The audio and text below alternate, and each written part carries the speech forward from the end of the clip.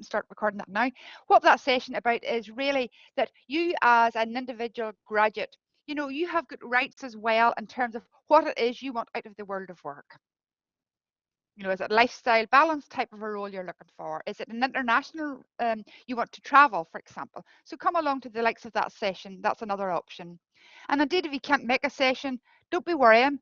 Hannah's very kindly created this. You know, check out our YouTube channel, for example. You know, there is on-demand content there available for you so that you're not going to miss out. Or indeed, if you want to reflect and go back to something that you maybe didn't fully understand or that we moved quite quickly in the slides.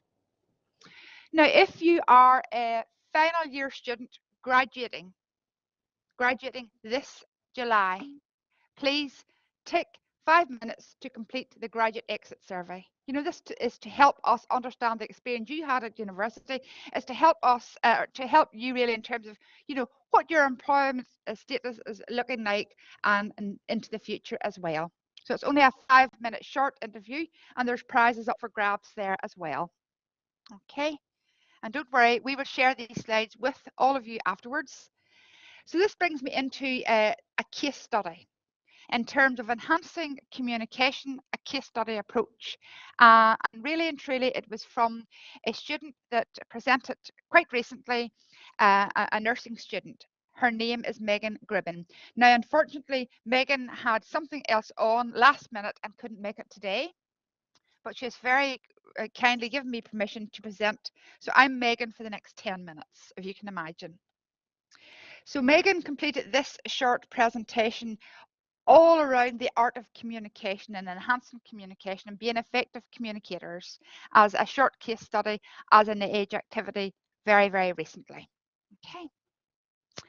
And basically she touches on the art of communication, her own communication skills. She touches from a nursing perspective, hello, my name is, and then snapshot of verbal and non-verbal communication skills. So that's what we're going to just look at for the next maybe 5 minutes or so in terms of communication. So Megan's view in terms of bearing in mind, this is from a nursing background, but this can equally apply to, for example, a student studying business, a student studying marketing, for example, a student studying within the wider field of engineering. So feel free to put into the chat what it is you're studying. I do know that Mohammed is engineering. Oh, there's Prasangi. Hi, Prasangi, how are you? So in terms of the art of communication, through this particular student's degree in mental health nursing, communication, she believes, is one of the vital skills that have been introduced to her in her classroom situation. Okay. And she has been taught various verbal and non-verbal communication skills throughout first and second year modules. Okay. Don't you worry, Pasanga, it's all been recorded anyway. You're very welcome. No problem at all. And keep your eye on the chat there because Hannah's currently adding in links as well. So in terms of her enhancing this communication in her nursing program, Prasanga, we're just talking about the case study here, and it's actually a nursing student. The nursing program gives us an opportunity to implement these skills in practice. Remember the communication. So as their course is 50% theory, so in the classroom situation, and 50% out in the world of work. And that could be, for example, in a hospital. That could be in a practice in an elderly home, for example, a mental health institute, for example, as well. And Megan has learned the importance of feedback regarding this key skill.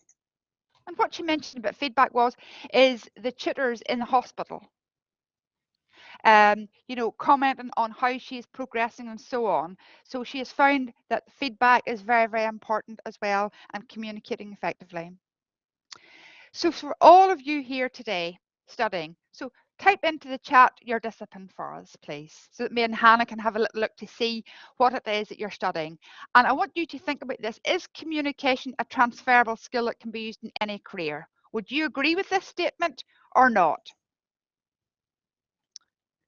Do you think communication is important in the discipline? Yep, brilliant, Mohammed. Okay, into the chat.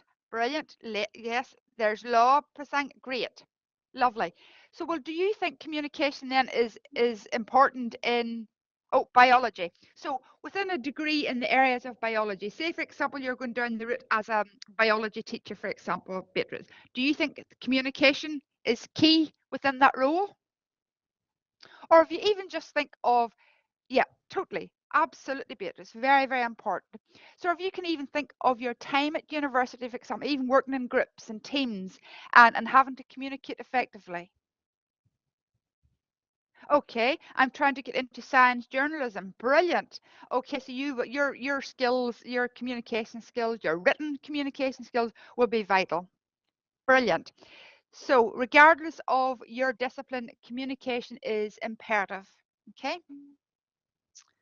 Next week, Pisania. Brilliant. Lovely, Pisania. Absolutely great.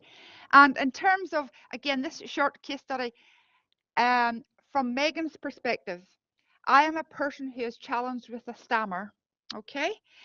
So Megan has identified that she's worked incredibly hard over the past number of years to increase her own self-confidence and reduce her fear of speaking, to reduce her fear of presenting as well.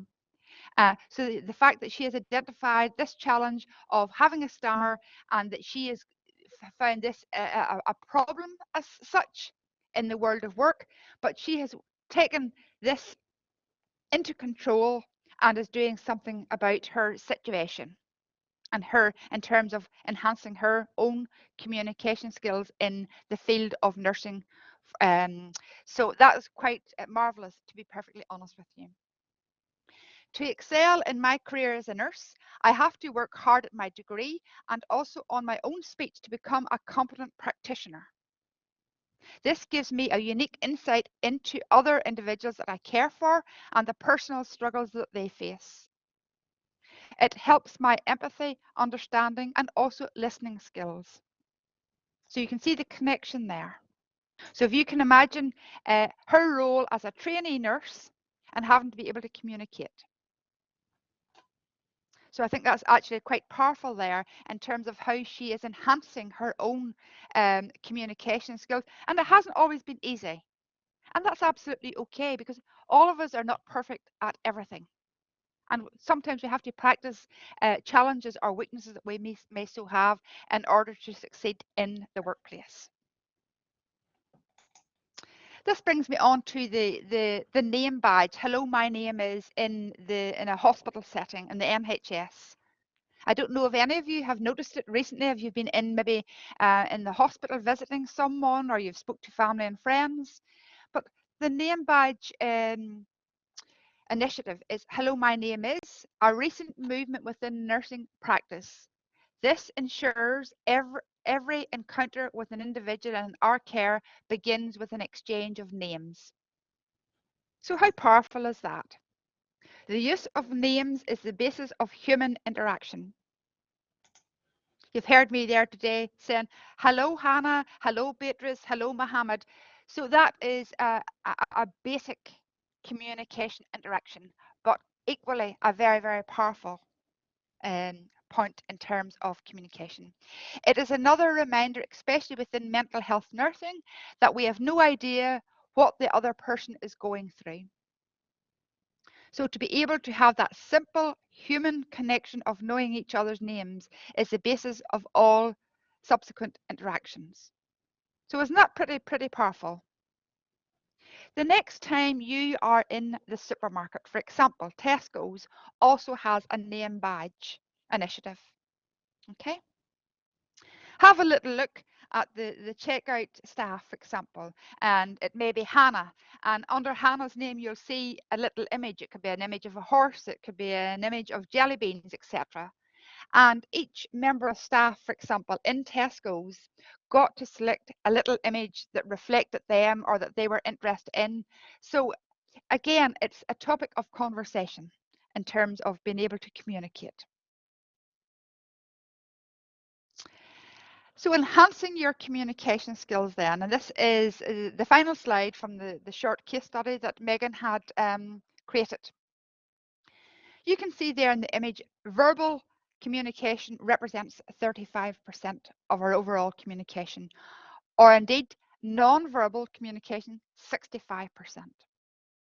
So what do we mean by verbal communication then? Are you an active listener? In the workplace, if I had a problem, for example, and I go to Hannah, is Hannah an active listener? You know, that is a strong and powerful communication skill. Are you speaking clearly and concisely, for example, in the workplace? And the non-verbal, remember, represents 65% of your overall communication in the workplace, in the classroom situation, in your daily life. What do we mean by non-verbal? Okay, your facial expressions. Do you smile when you meet somebody? In your part-time job, are you being totally involved in that customer reaction? Good eye contact, smiling.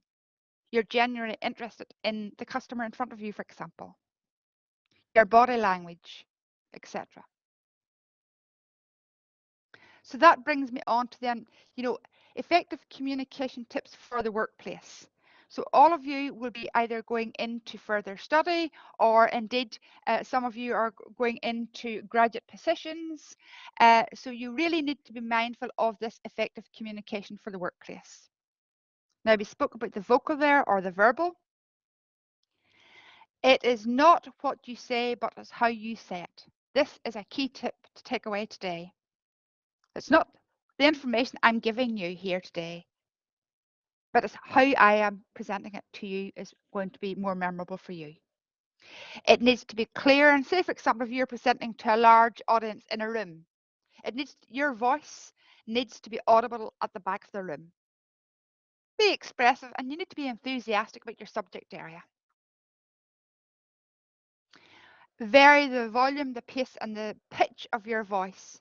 If you're going to be talking in a little squeaky voice, you're not going to really be connecting with your audience. Say, for example, it was an interview. So a nice, clear tone of voice. Use effective pauses. Pausing is very, very powerful in terms of communication. It's making that audience, should it be the interview panel? Should it be somebody in the world of work? Should it be your academic lead? It is actually making them stand back and listen to what you're actually saying and digesting the information that you're giving them. Okay. Any questions, feel free to just add them into the chat function there.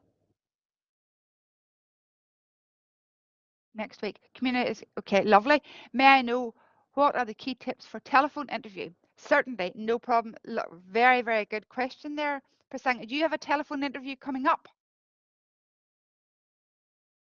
Oh, brilliant. Okay. Right. Remind me, or Hannah will remind me. We will go back into this in a few minutes. Is that all right? Brilliant. Do you remember we talked about the visuals, the non-verbal? Very, very important. Stand tall, okay? Smile. Your gestures will enhance, but you don't want to have too many gestures. Say, for example, if you're standing in the middle of a room, you don't want your hands flying all over the place to distract the important information you're giving to a group. It might be a team meeting. It could be in a lab setting, for example. So you don't want your hands being too distractive, for instance. Scan the room as you speak, or scan the audience. If it's an online interview, for example, scan that panel. If one person asks you a question, you address the response to everybody on that panel. So just scan your eyes across the panel. Prasanya's there as asking about key tips for telephone interviews. Totally. I'm going to give you a little story, Prasanya. A few years back, I was interviewed. It was a quality interview. We were going for an award in our workplace, and it was a very, very important telephone interview.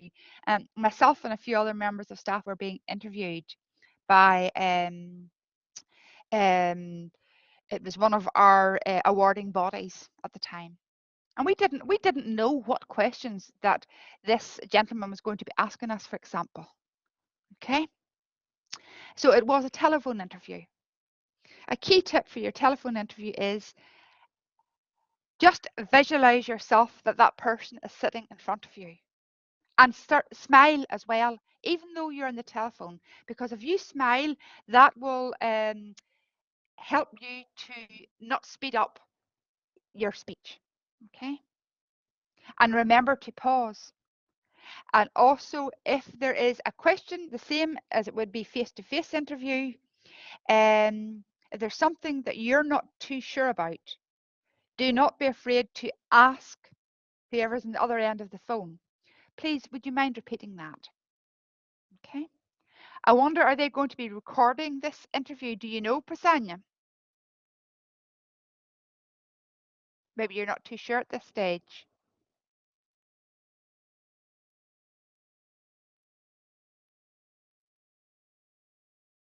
No, it's not been recorded. Lovely. And there's other key tips that Hannah has added in there. You know, pick and prepare your call zone. Okay. And what we mean by that is, make sure that you're in a quiet area. You're not going to be distracted. Make sure that your phone is charged, that it's not going to run out, because how embarrassing would that be? And most of all, be natural, be yourself. Now, you could have a few notes at the side nearby. Yes, you can, that's okay. But please, whatever you do not rustle paper, because employers have come back to us to say that, students, they knew that they were looking at information around them. So that's okay to have pointers, but have them maybe on a wall nearby, but don't be touching and rustling papers. Okay, as Hannah rightly mentioned there, your call zone needs to be quiet and professional, no interruptions. Okay, hope that has helped. Okay, written communication then is very, very important for several reasons. You have to have a strongly executed CV and a cover letter, or you may need to add a personal statement depending on the job application, and indeed your application form as well. And what do we mean by strongly executed? Okay, we have our digital platforms that you can use here to check out your CVs. You can look online to get examples of cover letters and so on. And that's great to use digital platforms, to create your CV and so on. But please, a huge tip that I would actually, the VMOC Hannah has put in there into the chat function. Now, I do know that this was picked up yesterday. VMOC is not applicable for the likes of a PhD student or a master's student, okay? So you'll need to actually connect with your employability advisor for them to review it. But remember this, in terms of getting digital support through the likes of our VMail, and so that's brilliant. However, I would urge you to get a final check by your employability advisor. Get them to scan through it for mistakes, any errors, any punctuation. It has to be really, really very, very strongly executed. Okay, you need to be able to spend time on it. Remember, this is your brand, your CV, your cover letter, indeed an application form. If you can imagine a holiday brochure, okay, well, this is your brochure, okay, in terms of your future going forward. And you have to, have the correct content in there. And it does take a little bit of time getting your cover letter right, or your personal statement right, and so on. But it's so important to spend that time, because it does pay off. Okay. And in terms of the effective communication, in terms of your written, you need to have also a professional LinkedIn and Handshake profiles. What we mean by the professional communication, your photograph, for example, on LinkedIn needs to be a business style photograph, not unlike your passport there, from the neck upwards. A nice, clean, professional photograph. Don't be afraid either to get an employability advisor to check your LinkedIn profile. Hannah, what do you think of this? Do you think is my profile okay? How do you think could I make this better? And the exact same goes for your Handshake profile as well. Do you know the difference between a LinkedIn profile and a Handshake profile? Are you clear on that?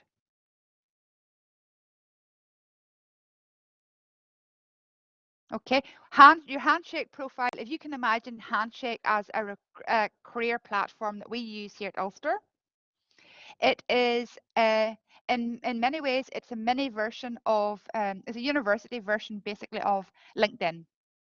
It's whereby you can connect with students worldwide. It's where you can sign up, what you've done today for your events section, and so you want your profile to have those bells and whistles, really. Remember, this is your brand, this is your brochure. And the exact same goes with LinkedIn. LinkedIn is a worldwide recruitment platform.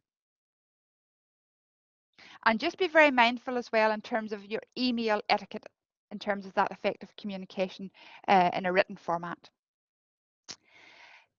Hundreds of times we would be receiving emails from students. Hey, yeah, that's not really professional language.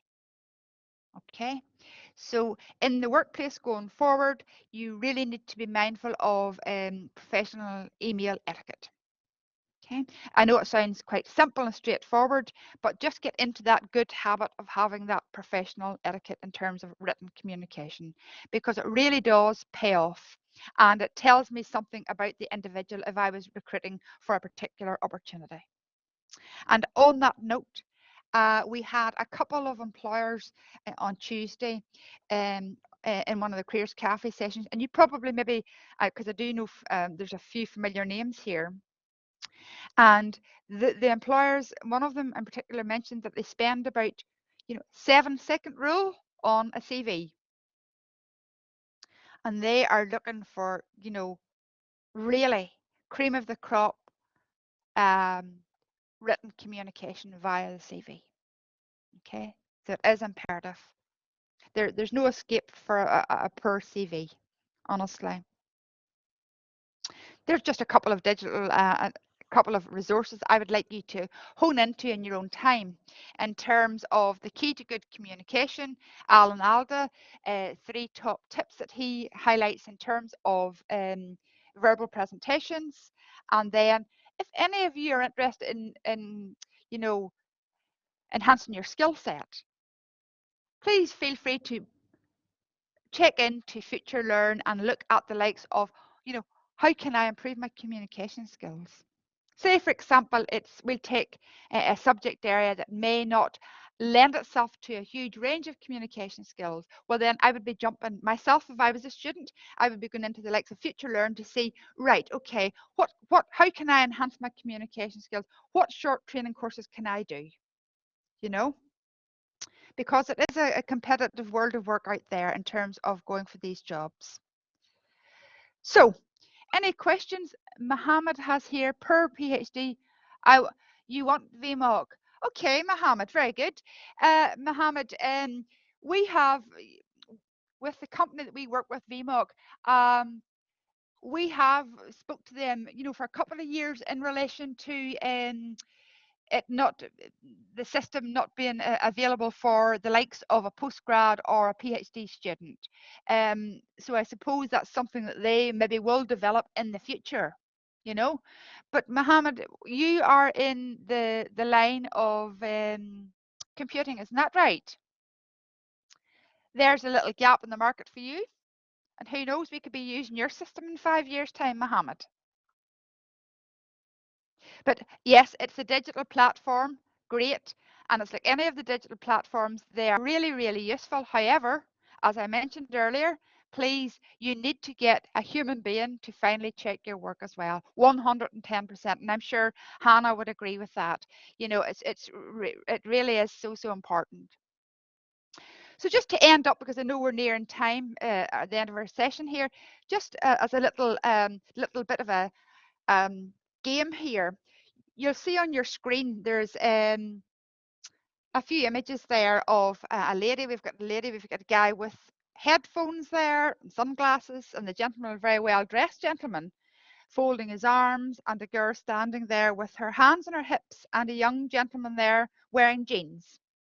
Can you see the image okay? All right, lovely. So I want you to have a little look at the lady. Brilliant. The lady in the suit, the business suit. Okay. Now, bearing in mind we discussed here communication, enhancing communication, and being effective communicators here today. And we looked at the case study kindly presented by Megan. So in this short image here, this visual, what would you say in terms of the lady here? She has her legs crossed, she has her arm over her waist, and she's got her hand up to her mouth. In terms of communication from a sort of non-verbal, what do you how do you describe this particular individual? Does she look interested in the conversation going on, or is she being a little bit, how would you describe this particular lady? Pop it into the chat. There's no right or wrong here, by the way. Or unmute yourself. Okay, so the lady's crossed her legs. Okay. What about the young gentleman there wearing the sunglasses? In terms of non-verbal communication, what sort of an attitude is he portraying there? Informal, very good, Pasanya. Yes, informal. Yes, totally. And then we have the very well-dressed man there in the suit. He has got his shoulders are slumped a little bit there. I notice he's got his arms folded and his legs are a little bit apart. So how would you describe his communication stance there today? Well, if I'm talking to you in the world of work or in a classroom, for example, not good. Very good, Pisania. Can you explain to me? Lovely. It's not good for communication. Totally. So what is it doing? If we're in a business meeting today, myself and Mohammed are in a business meeting today, and I'm standing so formal. Yes, he's so formal, but he might work. This guy, body language. Yes, Mohammed. But this, we pretend this man works in a bank. Okay. So he obviously has to have a formal dress sense. And remember, this is a non-visual.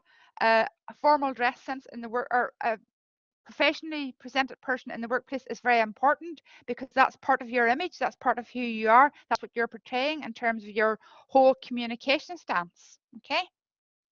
So he looks very smart. He's very formal, but his hands, as Pasanya mentioned there, unapproachable by his stance. Very good, Beatrice. That's right.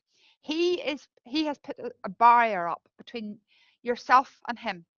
Could you imagine him in the bank, for example, and you going up to ask him a question? That's totally, he's unapproachable. He's put that barrier up.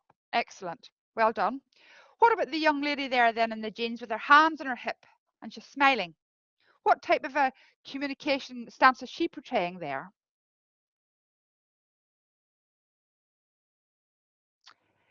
So if I'm talking to you in the classroom situation, so I'm at the top of the lecture theatre, we'll pretend it's biology there, and I'm standing with my hands on my hips and giving that lecture, what type of a image am I portraying there to the group?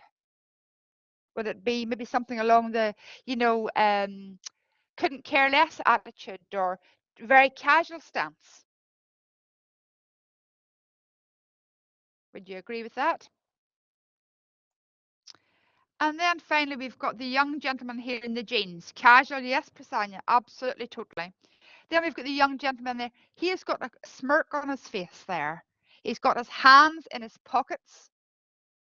All right. So again, I'm just thinking about the world of work, because we're all going into the world of work very shortly. If I'm talking to you in an important meeting, or say, for example, would that be the correct image to rock up to an interview with, for example? So easy going, Mohammed. Yeah, he's ready for informal photo. Yes, Prasanya. Yeah, totally, totally. So just be mindful there that hands and pockets is this uh, lackadaisical approach. Totally. All right. Okay. Very good. Well done. Seems confident stance. Yes. Do you think maybe a wee bit of an attitude stance there? Maybe. So that's just food for thought there as well. So there's the labels. Can you see that? Okay. So that was great. You did very well there. So the lady there, it would identify that with her stance, hand over her mouth, there's maybe an element of lying there. All right. And the legs are crossed, that's identifying not open to communicating. Okay. There's the gentleman there, the gentleman in the business suit. Okay. Closed mind, his legs is identifying his closed mind is not open for suggestions, for example. There's the young gentleman there in terms of the jeans, sort of the menacing approach. So what attitude? All right. What was the young lady? Yes, she was smiling, so she was interested in, obviously, in the conversation. However, the hands and the hips, defensive. Okay. And then, as you rightly said there, but the young boy at the end with the jeans is impatient. He's really raring to go. Okay. Has this attitude that thinks you're stupid, sort of thing. All right. So did you enjoy that? But it gives you a little bit of fun there in terms of the importance of communication. Lovely. What about online situation? Very, very valid point. More and more, obviously, with the whole COVID disruption, we have been transformed online. Okay. So what I would say to you is, you do nothing that you wouldn't do face to face, Mohammed. All right. And as Hannah rightly mentioned there, make sure that when you're presenting that you're in, where possible, a zone, a safe, quiet, professional area, please, if possible. Okay. And for a telephone interview, again, I couldn't reiterate so strongly that, you have got to have an area where you're not going to be disrupted. Okay.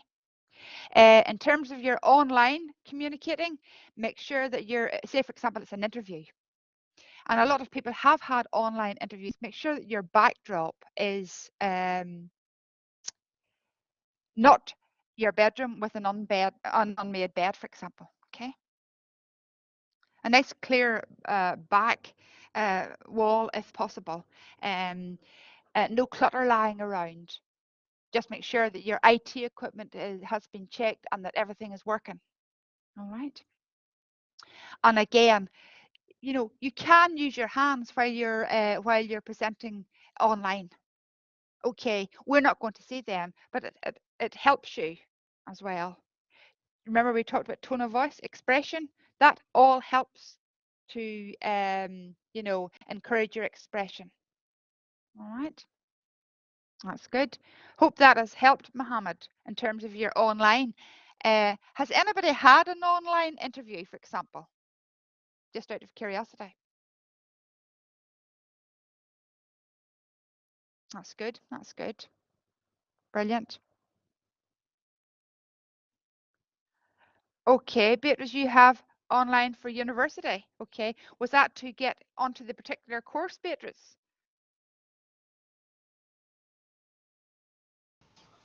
Hi, Or Donna. was that for? Hi. Yes, sorry, Beatrice.